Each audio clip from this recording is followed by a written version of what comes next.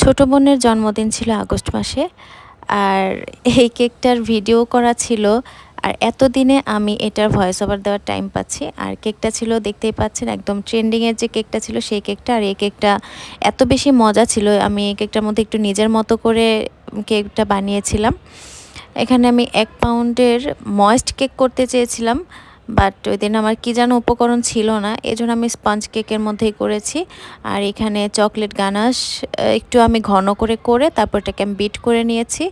একটু জাস্ট আমি হচ্ছে যেন ক্রিমের মতো ইউজ করতে পারি, এজন্য এটাকে বিট করে নিচ্ছি। আর এ তো আমি কেকের লেয়ারের সাইডে ক্রিম দিয়ে মাঝখানে অনেকগুলো করে গানাশ দিয়েছি। এটা আমি হচ্ছে নিজের মতো একটা করেছি যেন এভাবে কেমন লাগে খেতে এটা দেখার জন্য। তারপর সেকেন্ড লেয়ারেও একইভাবে করেছি। উপরের পুরাটাই হচ্ছে আমি চকলেট দিয়ে ক্রাম কোটিং করে নিচ্ছি। ক্রিমের পরিমাণ একটু কমে দেওয়ার চেষ্টা করেছি। আর সত্যি কথা বলতে এই কেকটা এত বেশি মজা হয়েছিল আমি চিন্তাও করতে পারিনি। উপরে হচ্ছে আমি পিঙ্ক কালার ক্রিম দিয়ে একটু পাতলা লেয়ার করে ফিনিশিং দেওয়ার চেষ্টা করছি। আর কেকটা যেহেতু আমি ফ্লাওয়ার টাপ কেক করছি, একটা ফুল তো লাগবেই।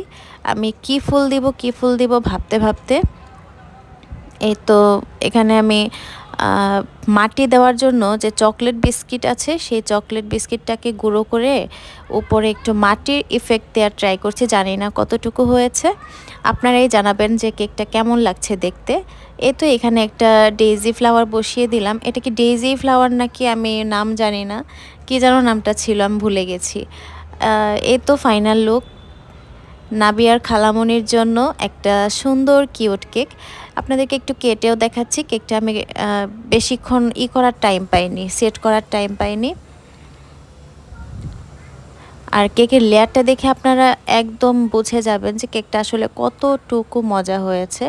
আসলে কেকটা অনেক বেশি মজা হয়েছিল, যেহেতু অনেক বেশি চকলেট ইউজ করা হয়েছে। কেকটার প্রাইসও একটু হাই হবে।